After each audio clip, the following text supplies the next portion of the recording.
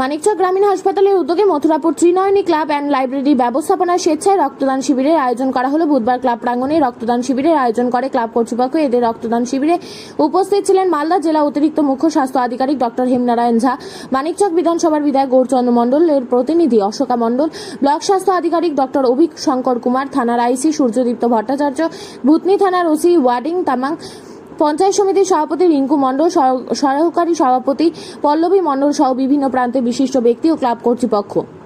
আপনারা সবাই জানেন, রক্ত কিন্তু কোনো কারখানায় তৈরি হয় না। একজন মানুষই কিন্তু একজন মানুষকে ব্লাড দিয়ে তার প্রাণ বাঁচাতে পারে, এবং প্রাণ বাঁচানোর জন্য সবচেয়ে ভালো উপায় আছে ব্লাড ডোনেশন।